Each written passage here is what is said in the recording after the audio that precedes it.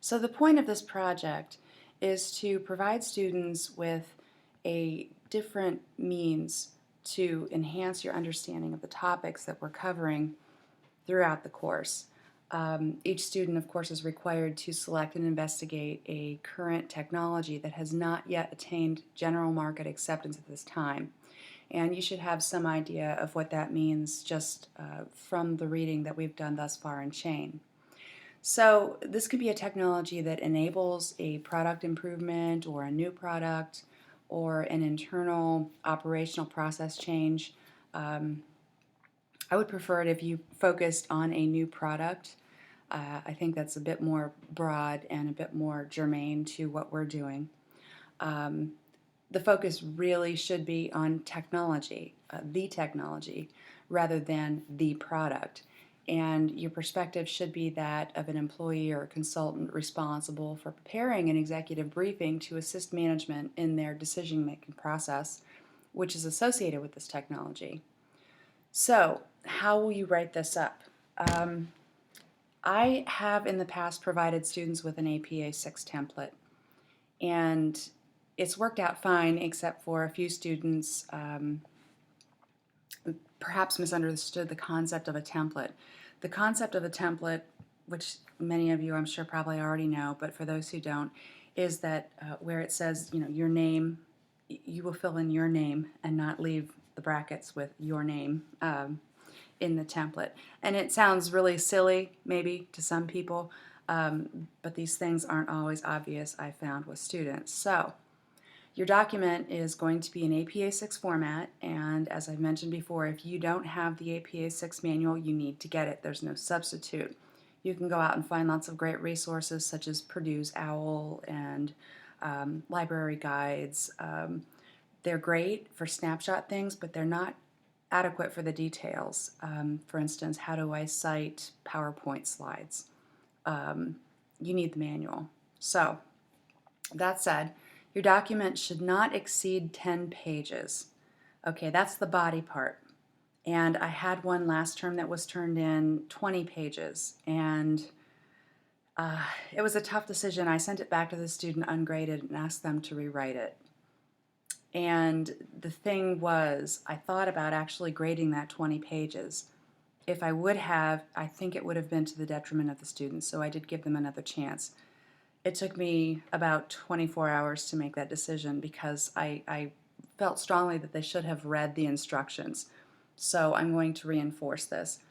No more than 10 pages, please. And if you go to 11, well, it should have been 10. So you're informed now, and I would hope that you would comply with that requirement. It speeds grading up, and it also allows every student the same opportunity to uniformly present their paper. So that is one of the reasons it's important. So you're going to have the typical APA title page, which includes your running head and page numbers on all pages but for the title page. And that's rather important. The template is very specific. Add nothing to the template. I cannot stress this enough. Use every section that is in the template. Do not skip anything. And don't change anything. Sometimes I appreciate the creativity that people have used in the past with reports and papers. However, APA is APA is APA is APA. So as much as I like that creativity and appreciate what you're doing, I do have to remind you that the fact is it's a form and you have to adhere to the form. So that's kind of the purpose. So then you'll have a table of contents which will include hot links to the titles and the subtitles.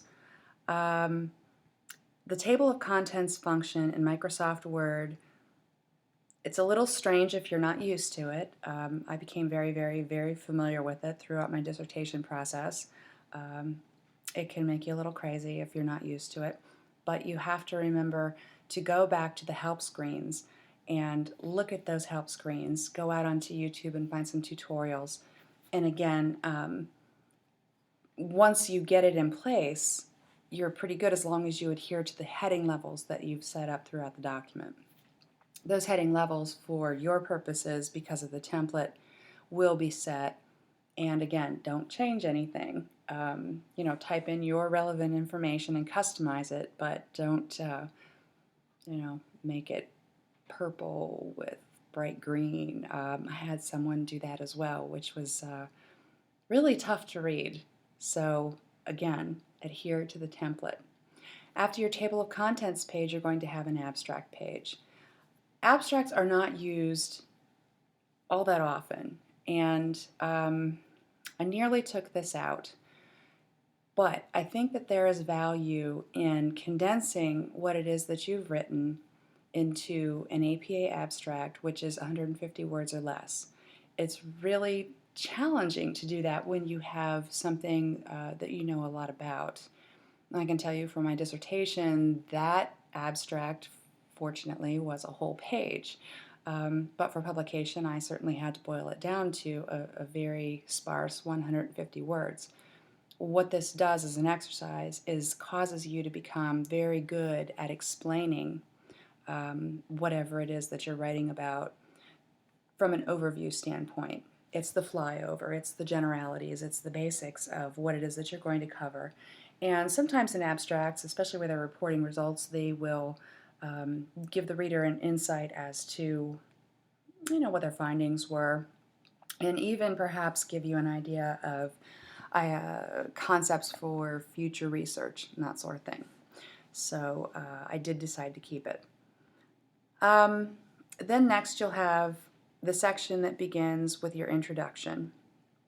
And the introduction is different from the abstract because it's going to give the reader a high level view of what it is that you're going to be exploring. Now here's the tricky part. When you're writing this type of a paper, you want this paper to be able to be read by people who maybe don't know anything about the subject, but that they can grasp a lot about the subject by virtue of reading your paper. Therefore, it should not be heavily laden with jargon and acronyms unless you define those acronyms per APA. You need to take a look at the manual on that. So let me give you a good one. NSF, the National Science Foundation. I would spell out NSF, capitalizing National Science and Foundation, and then in parentheses, NSF. No quotations, just NSF. In legal writing, we would say hereinafter, quote, NSF, unquote. The form of the thing is different in APA. Again, it's rather sparse. Same thing with your citations. I might as well mention this while I'm here. The biggest mistake that I see people making with citations, aside from not using them, we'll talk about that later, is after the citation, in-text citation, the parentheses, the period goes after, not inside and not before. Number one mistake. Number two mistake is when they're using a direct quote that is something inside of quotations, of course, the page number is missing. So the particulars of those things do matter with regard to form, because what's happening over time as the reader goes through your paper, they may see similar citations throughout, and if they're in the same format, they have to work less to understand where this information came from and appreciate and validate the strength of the resource that you are citing. So, after the introduction, then you're going to have a brief historical and technical description of that technology, along with existing or potential applications.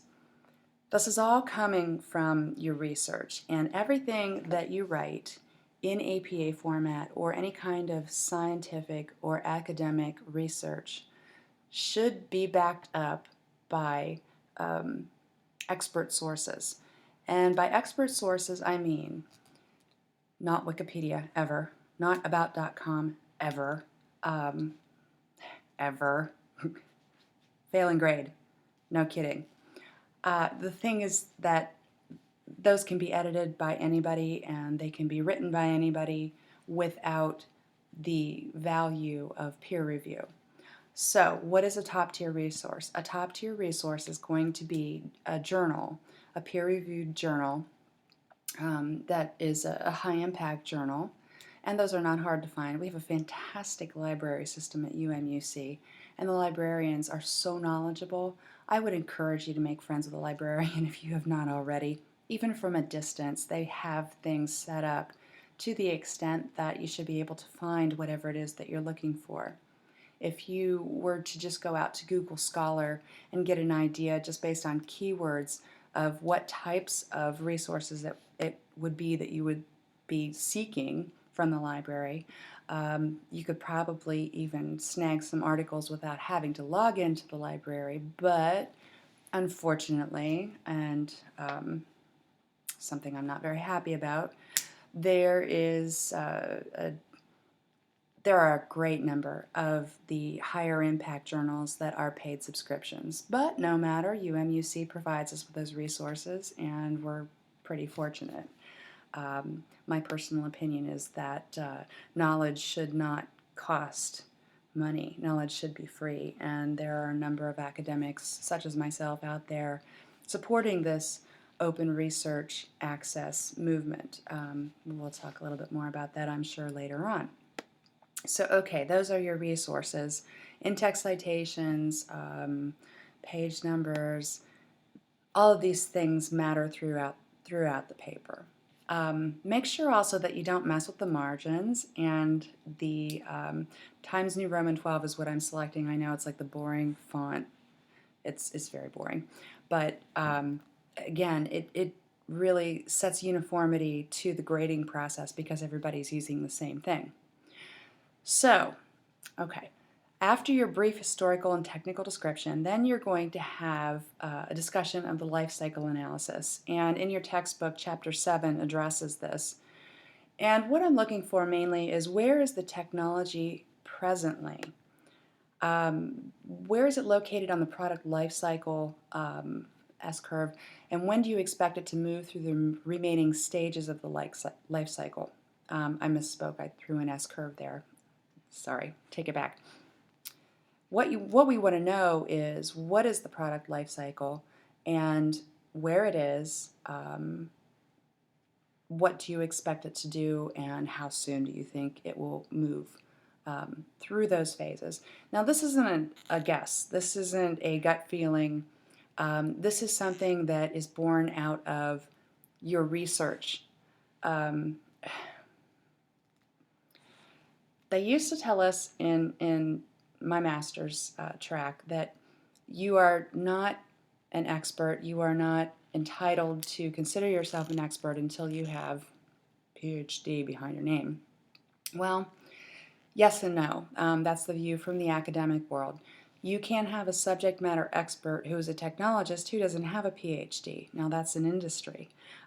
Because I'm a hybrid industry practitioner / academic, I can see these things. However, I want to remind you that you're writing this paper in an academic venue. So what matters most is the strength of the journals or resources that you bring forth to support your argument. You've heard the phrase standing on the shoulders of giants. That's exactly what you're going to do. Everything that you say that is someone else's idea has to be cited, and those citations give strength to the argument. So you want to make sure that you're standing on the shoulders of giants and using quality, high-impact journals as opposed to, maybe a blog. That's like a Tier 3 or Tier 4 kind of a resource.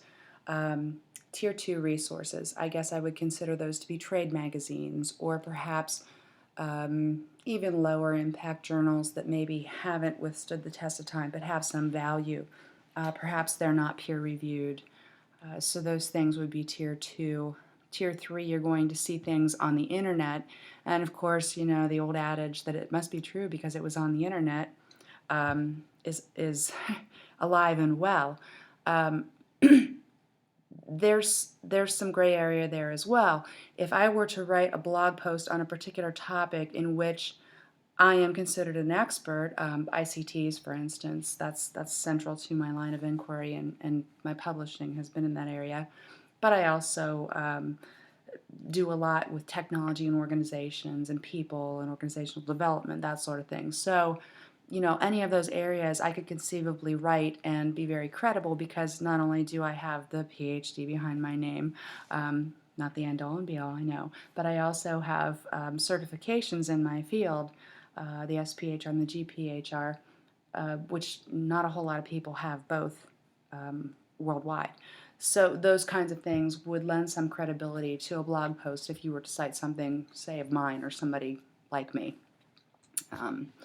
Then, you've got your tier 4 resources, which just don't use them. Wikipedia, about.com. Enough said. So the next section is going to be your S-curve analysis.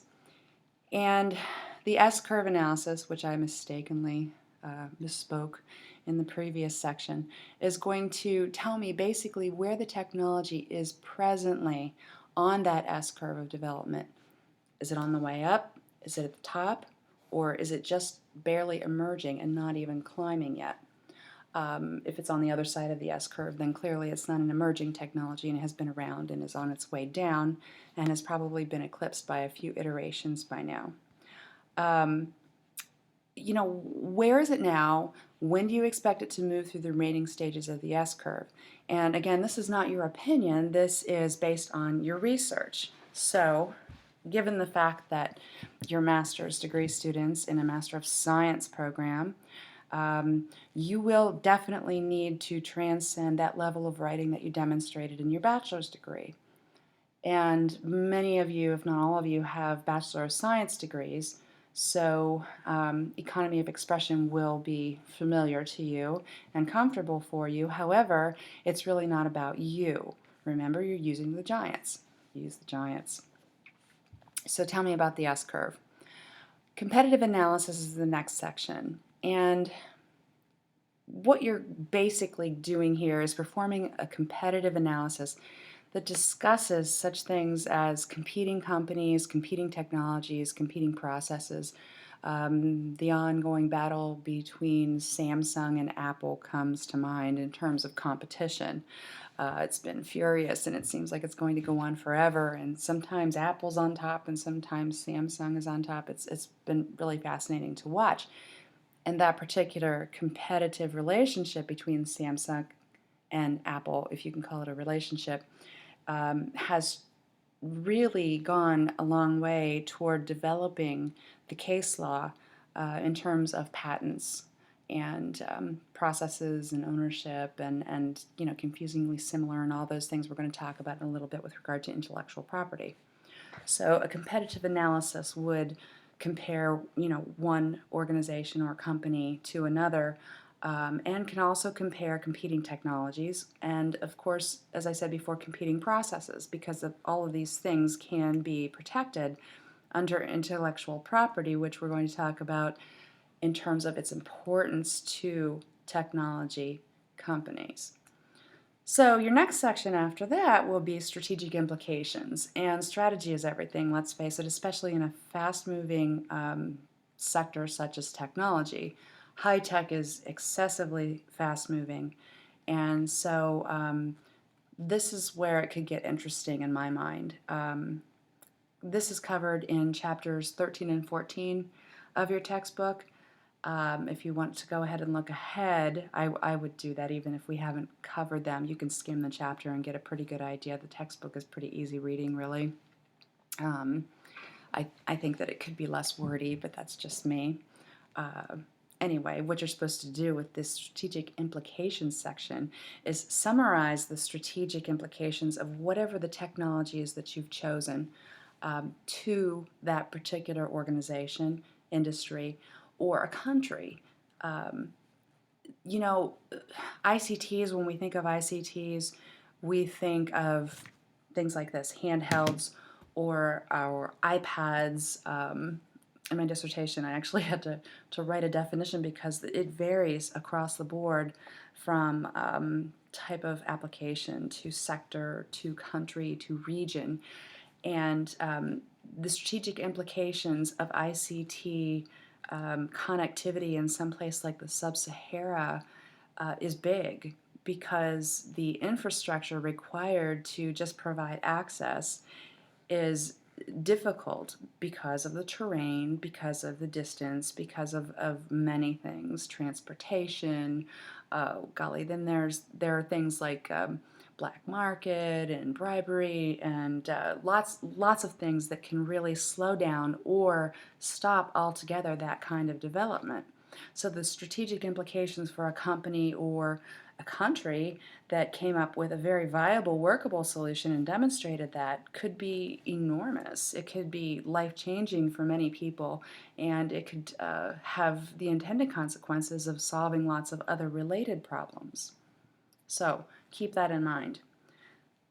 In your strategic implications section, you're going to want to note any technical or other competencies that are needed by an organization to make this particular technology a competitive strength of the organization and its products.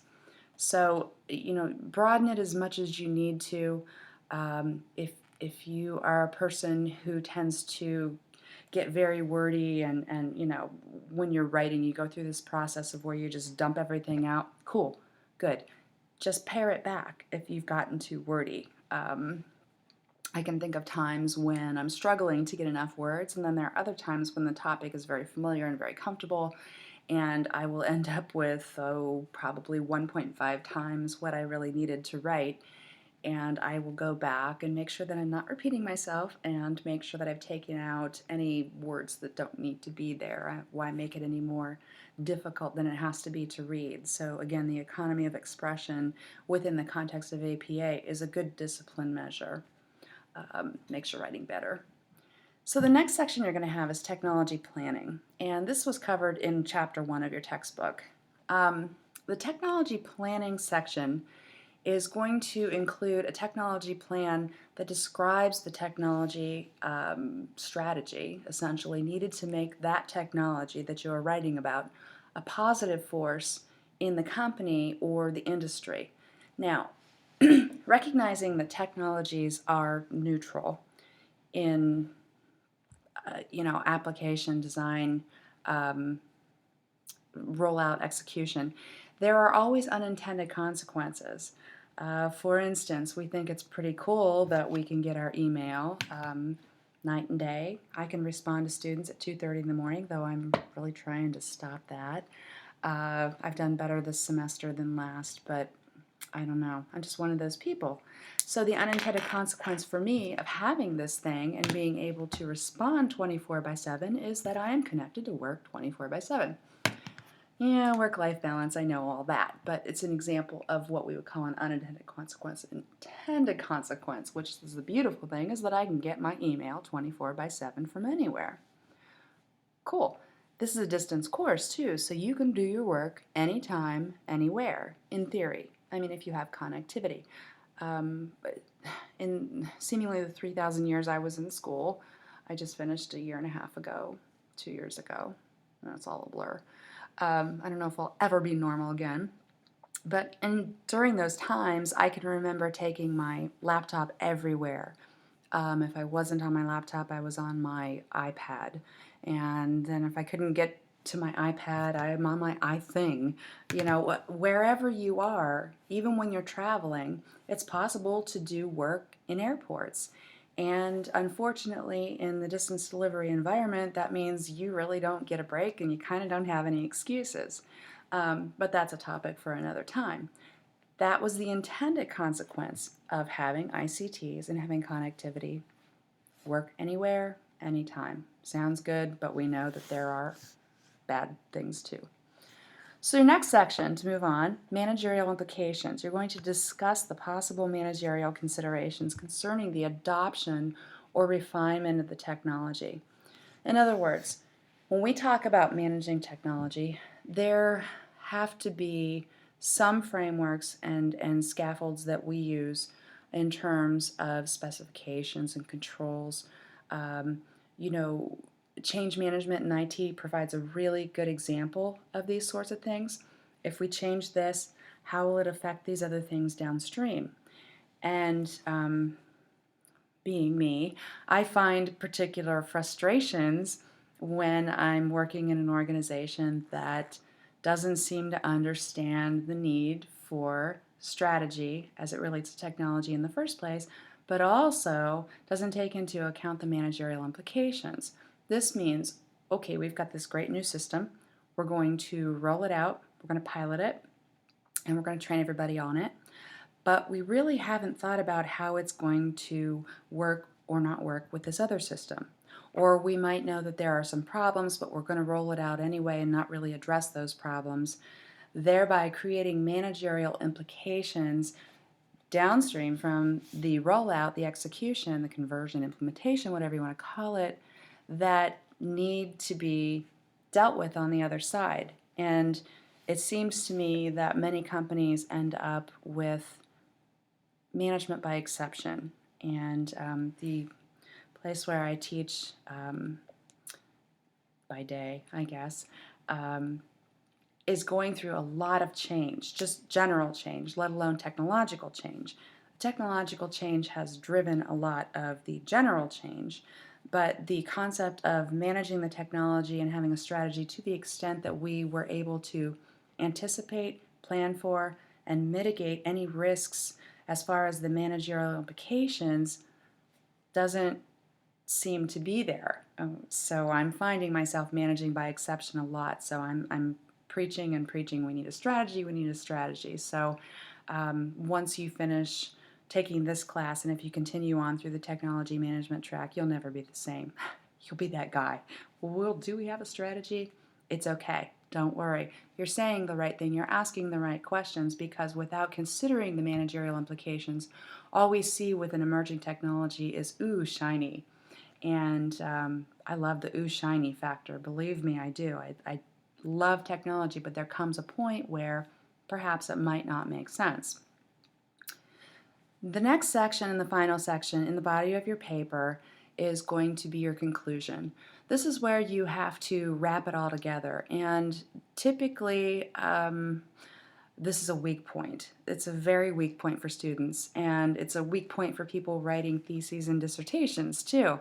Interestingly, I kept notes for my conclusion the entire time I was researching my dissertation, and I kept notes on calls for future research based on my research. Do yourself a favor and keep those kinds of running notes. And when you get to your conclusion, it's almost like a reverse of your abstract. It's not the same, but in a very concise way, you're going to wrap everything together and you're going to answer that so what question. As adults, we need to know, so what? Why am I learning this? Why am I doing this? Why does it matter? Why is this emerging technology important? So make sure that you tie that together, because I found the conclusion section either not to be there or to be so weak it's maybe one or two sentences. That's not going to be enough. So you need to develop that, you need to think about it, and you should be able to see your conclusion as you're writing through your paper. The process you use to write your paper is completely up to you. I would suggest for everyone, even the people who are good at writing or comfortable with APA or both, to use the UMUC Writing Center. This means you're going to have to plan ahead. The other thing you're going to have to do with your final product is submit it to turn it in, and the university does require that students do use the Turnitin for the graduate school rather, and more information will be given on that. But the whole point is that you're going to have to kind of plan ahead for these things. So that's an interesting requirement that you just simply can't get away from. The last thing that you will have, in theory, will be your references pages. And this is another very common mistake that people make. It is not works cited. It is not bibliography. Please, please, please don't say works cited or bibliography. Please don't say that. APA is references, okay? References centered in the middle of the page. Each reference, alphabetical order. That's another very common mistake. I'm not sure how that happens, but you know, it's sort of a I'm not familiar with APA kind of a mistake. Don't let that be you. They should be double spaced, just like the rest of your paper, double spaced, not single spaced. and formatted and hanging indent. And again, the formatting, if you need to go to the help screens for Microsoft Word, if you need to contact the help desk, they can help you with all of these things. What I don't want is when we get to the draft stage that I have so many of these little things that were basic format things to come back and tell you about, that I can't adequately focus on the body or the content of the paper. So that's why I provide a template. Make sure that you understand these really basic formatting things and you'll be fine. The goal for your executive briefing, which is the thing you will turn in after your project topic has been approved, is to make it as realistic as possible.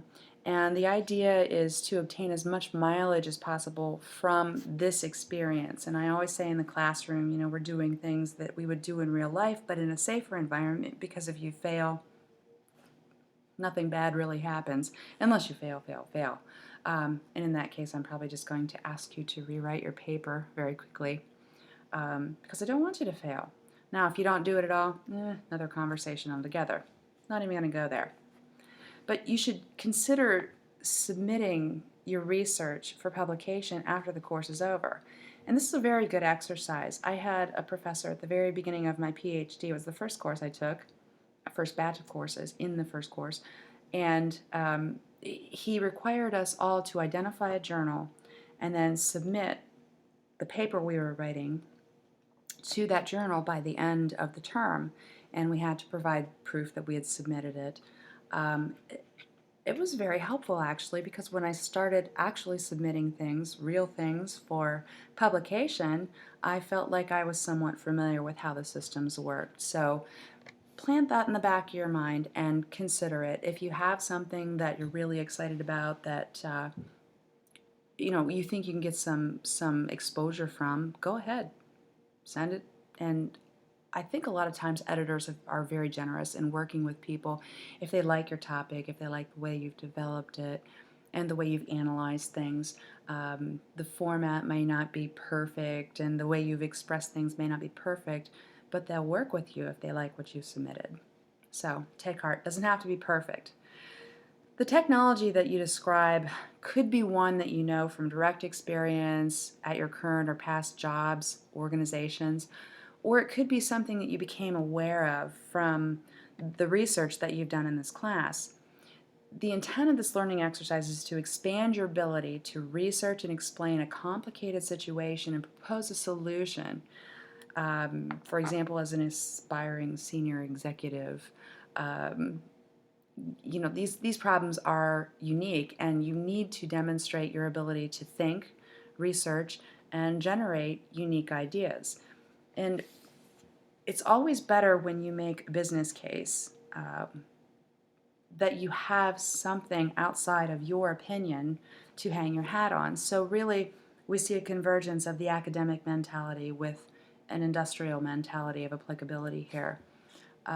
Oftentimes I will go in with way more ammunition than I need, but that's to satisfy myself first, because if I can't satisfy that I know as much about this topic as I need to or should, then I don't feel like I should be making an argument for or against something. So that's the intent. Please be aware that, you know, some of us work in industries or government operations where we can't divulge proprietary or confidential information. So don't select anything like that because you obviously couldn't write about it. I've had many military students, and sometimes they've tried to do this in a project scenario, and I caution them, you know, be careful. Check with your boss first if you're going to use anything. So the bottom line is, do not reveal any confidential or sensitive information in your paper. But on the other hand, you should be imaginative with your selection and be sure that you can get enough information adequately to adequately analyze whatever the technology is. So my role in all of this is to play devil's advocate and challenge you to research a topic that will be of interest to, say, a CEO or CIO. Senior executives, you know, they're very busy. and they're not interested in a lot of the fill-in conversation. They want the bottom line, and they want the broad brush, the overview. They're probably already familiar in general with most of the technology, if not all of the technology in their discipline. And one in your position wouldn't want to waste that executive's time. Plus, it seems to me that because they are who they are, they have very short, tiny little attention spans. So you've got to make sure that it has that punch. It has to have all of the ingredients, and you have to be able to anticipate whatever questions they might come up with. These types of executives, especially in high-tech areas, really rely upon their staff to bring them up to speed and keep them up to date on critical topics. So, with limited time, it should be concise and factual, no fluff. I don't want your opinions. I definitely don't want your opinions. Be careful when you're writing, because I don't care what you think. Remember that. I want to know what the conventional wisdom is, and I want to know that you're making an argument based on high quality, high impact information. So your paper should specifically address why the topic is a concern to me, the executive, or the imaginary person you're presenting this to. And it should sell the executive on appropriate action that needs to be taken. So, as Master of Science and Management candidates, you will need to think outside of the box and make sure that whatever you're researching is meaningful within the scope of what a CEO in such an industry would be interested in. And it's not really a trivial task. This is not just another report.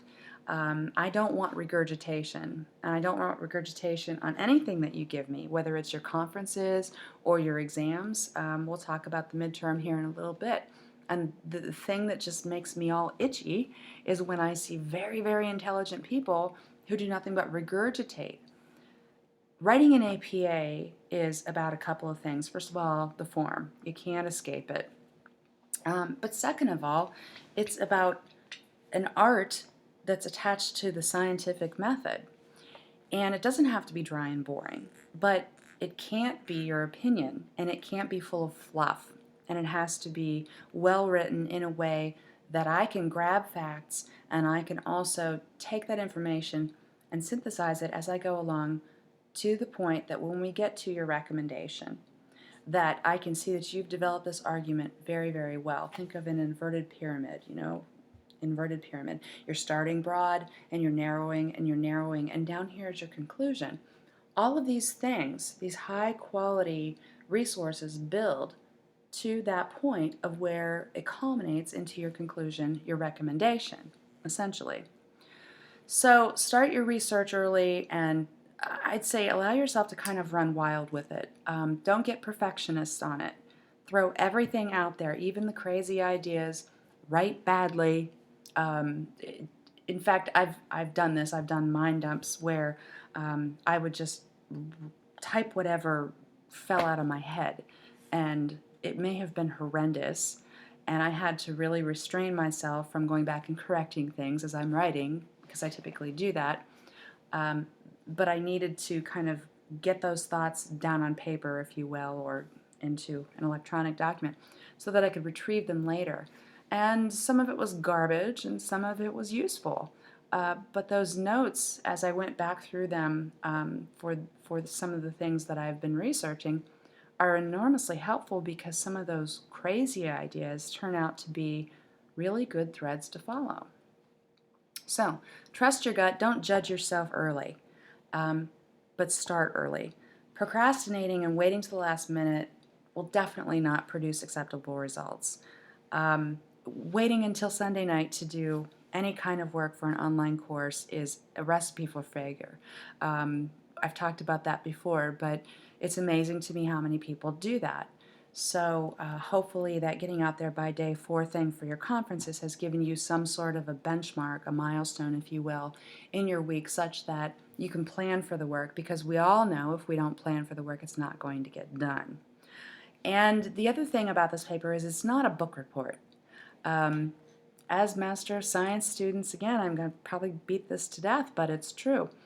you've got to start thinking more along the lines of synthesis.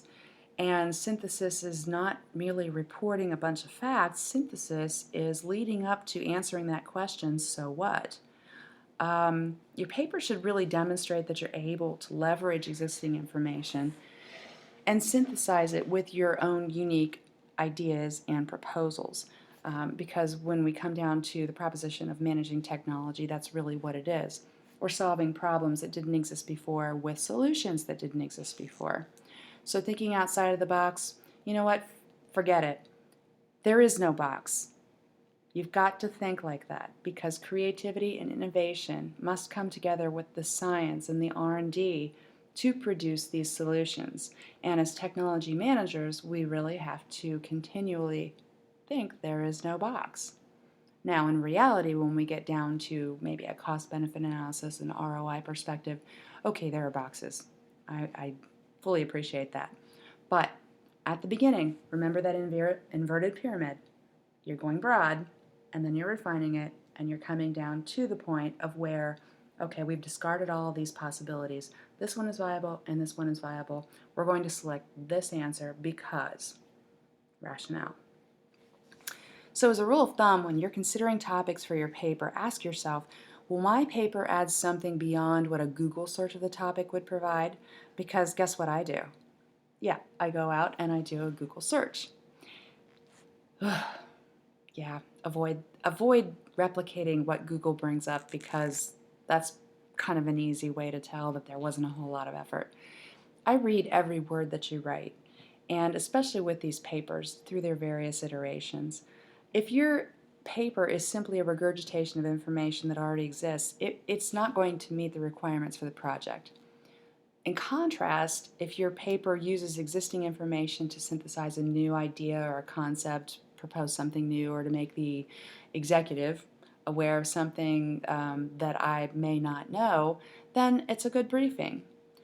When you think about what's going on in tech news, there are a number of good places on the internet to get you started in terms of what emerging technologies might be.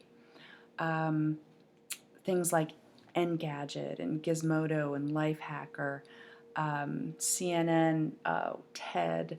There are a ton of them, and I actually have a Symbaloo, Symbaloo site that I will post for you. I'm making a note now with a list of tech news sites.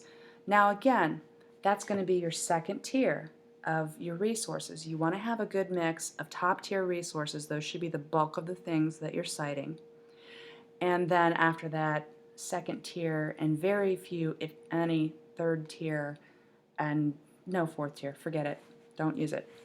That's what I'm looking for. But on this Symbaloo site, it has a whole conglomeration of things that you will probably find useful now and beyond. So for the technology selected, the key management of technology issues covered in the textbook, the readings, any of discussions we've had in our conferences, they all should be cited. In fact, you should really be in the habit now of citing everything that is not your original idea. I had a really good conversation with a professor of mine when I was at George Washington about what common knowledge is. And I explained to her, that I was a practitioner in my field, and so common knowledge of things such as the ADA, Americans with Disabilities Act, is not necessarily common knowledge to people outside of the field. However, if I'm writing something for someone in my discipline, then it is common knowledge.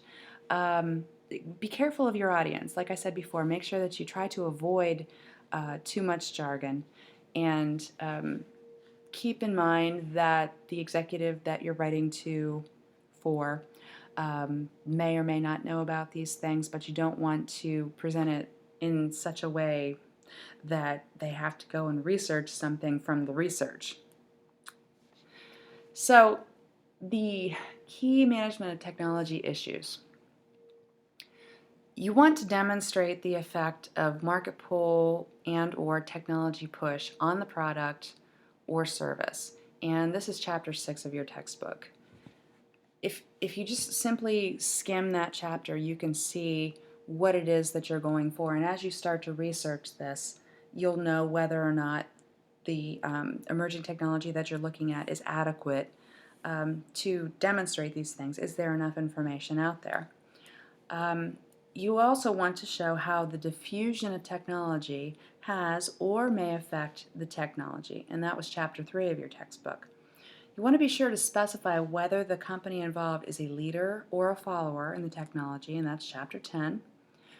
And you also want to consider the reader of your submission to be someone who is, as I said, a senior management person, a CEO, CIO, CFO, COO, any of those C-suite people.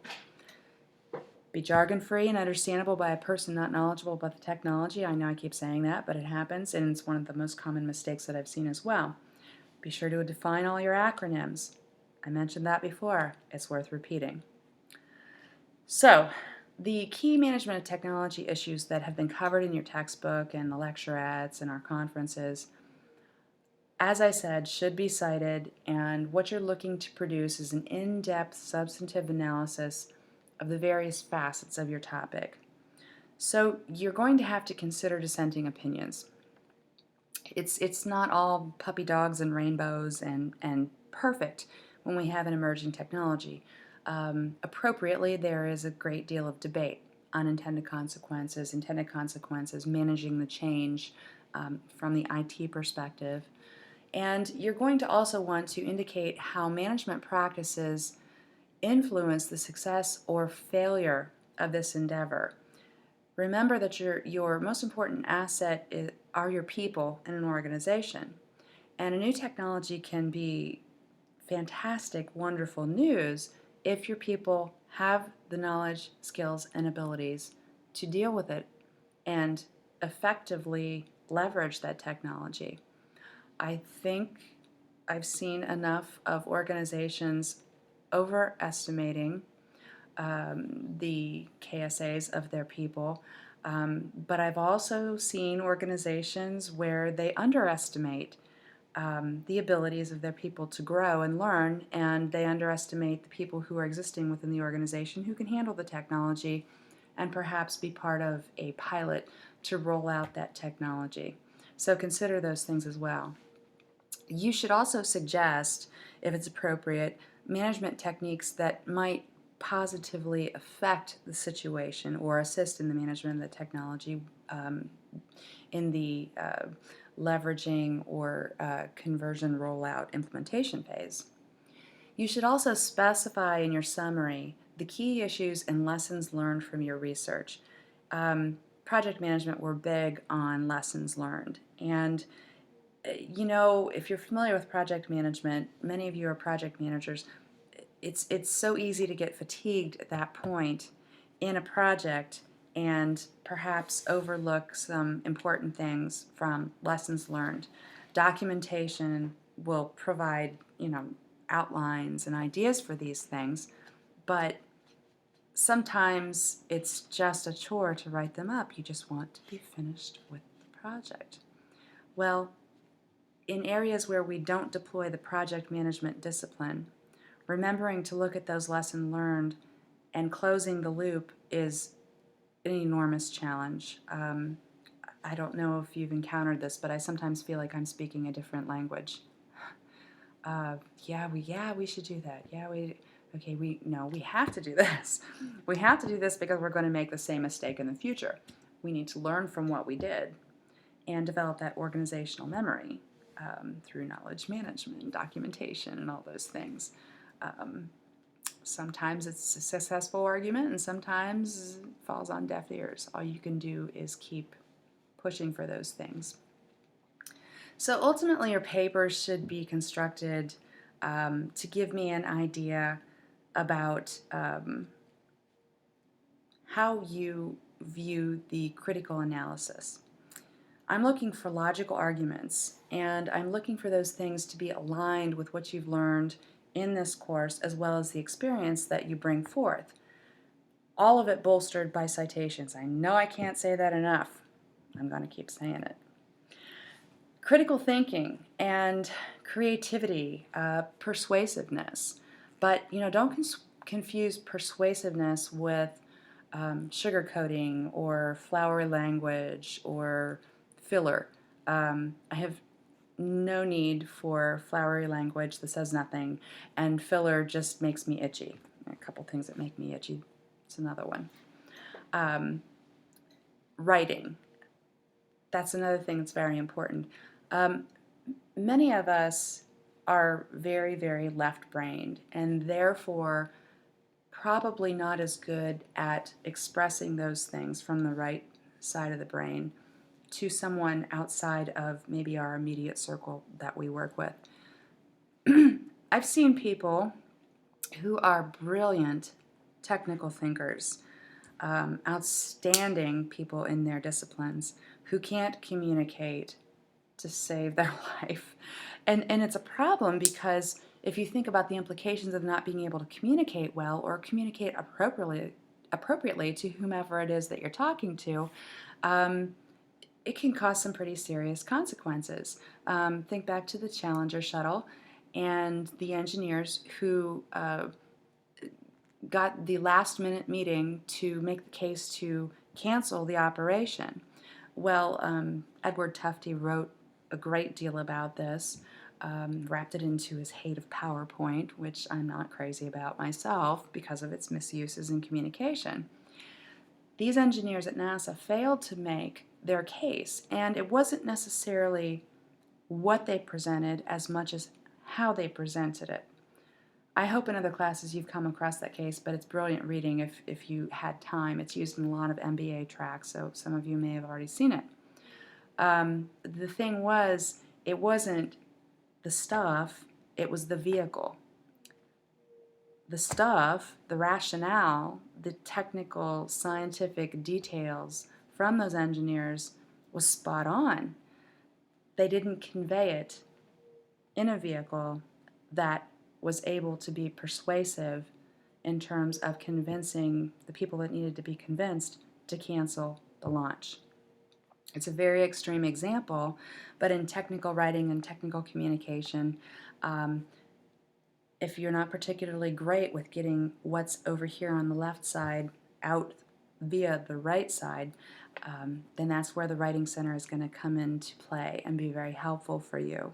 Employers right now are killing themselves trying to find people who are not only technical, but also have good communication skills. So be aware of what you're writing. Have other people read it. Have your mom read it. Have your dad read it. I was shocked that my father actually read my dissertation. He read the whole thing. That's crazy. That's nuts, But he was able to understand it because of the discipline I had taken with writing it, such that pretty much anybody could pick it up and be informed of what those acronyms and definitions were as they went along. It's by design. So that's the same kind of a thing that you're going for. Be persuasive, not flowery, factual-based, citations, stand on the shoulders of those giants, and please do not exceed 10 double-spaced pages within the body. That doesn't include your title page, your abstract page, your table of contents, and your references pages. Now, if you need appendices for diagrams or tables, which really should be in the body, unless they're only ancillary to what it is that you're writing, appendices are fine, no problem. They come after the references. You can do that. I won't count that obviously as the body because it's not included. So, make sure that you put page numbers on. There will be page numbers on the template. What else have I not covered? I don't think anything else is really relevant right now, except for the fact that, the Turnitin is just a mechanism for the graduate college to ensure that the work is your own. I can't stress this enough. I've had some unfortunate instances with students cheating, not at UMUC. And it kind of amazed me that they had no idea that I would go out and Google these phrases and just with that very, very simple tool be able to come up with the fact that, gosh, this isn't your own work and there are no citations. Eee. Um,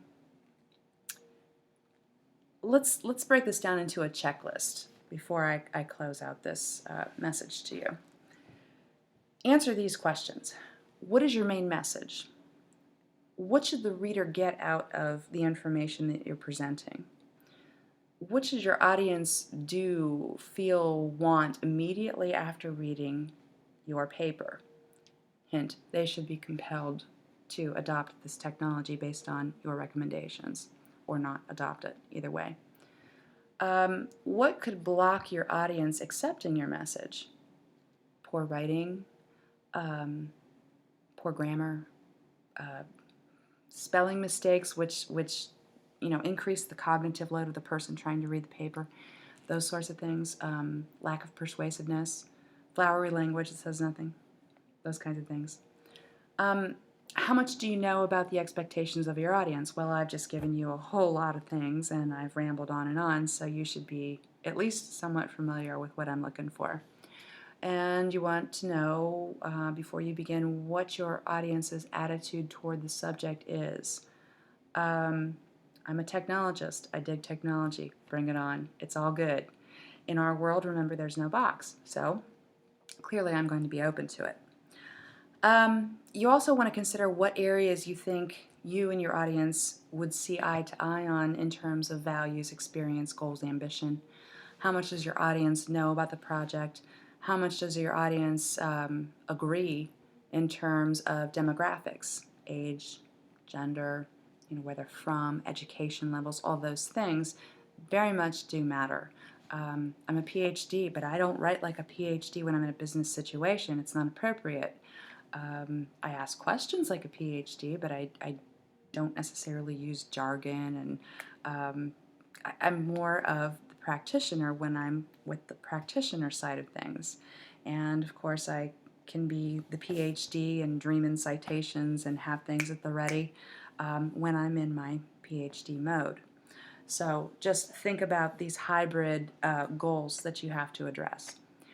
How are you going to start and finish? Make sure there's a clear link between your beginning and your end. I already talked about the abstract and the conclusion.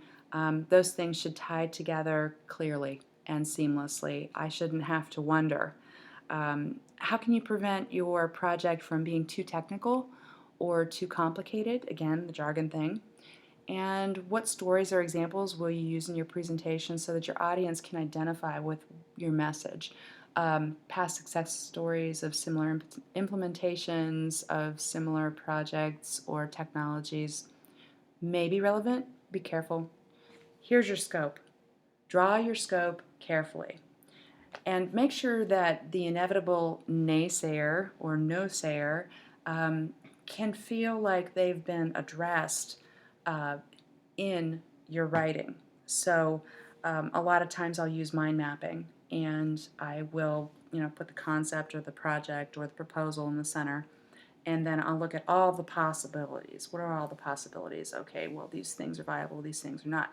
When I get down to what's viable, then I'll usually map out what the potential pitfalls or risks or objections might be. And I can plan for those as well. So if I'm making a business case, which many of you have had practice writing business cases, then I know that I'm prepared to go to the next level, which is gather the resources from my high-impact literature, my research, and make that salient argument that is both logical and defensible. In my world, you have to defend everything. Everything has to be defensible. So you want to start to think along those lines that, in business you can use generalities. For academic purposes, generalities are the last thing you want to use.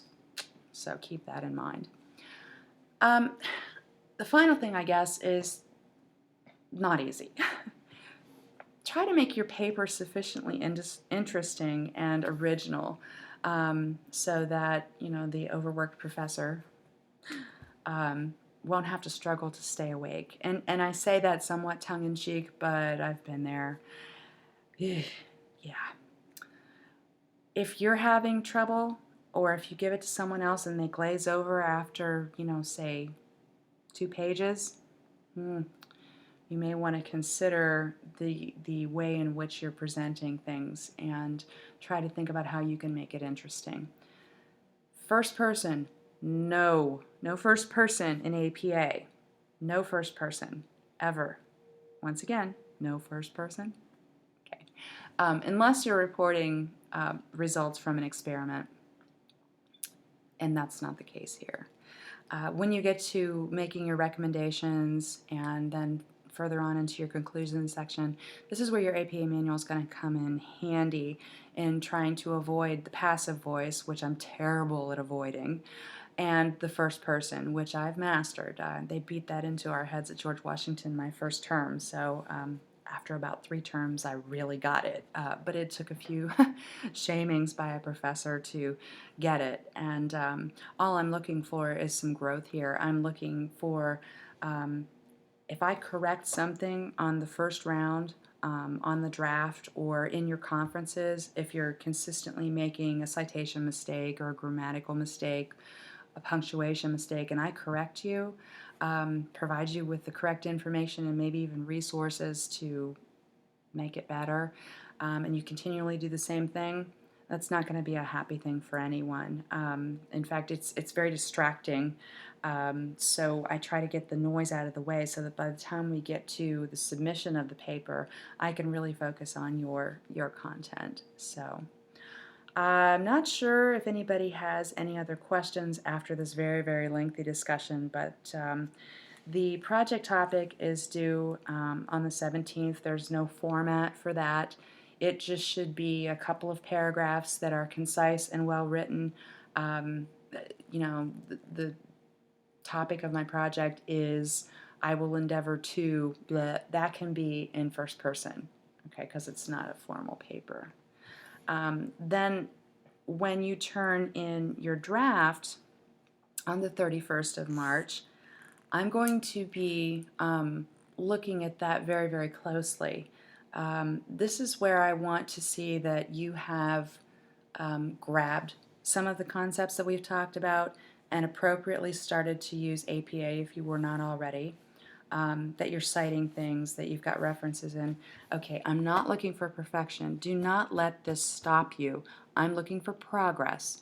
But, somewhere in between there is not handing me a terrible, untended to orphan type paper.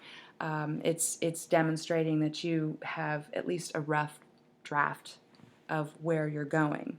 And some are rougher than others, and that's cool. I get it, no big deal. But I do want to see some evidence that you're progressing here from all the things that we're doing.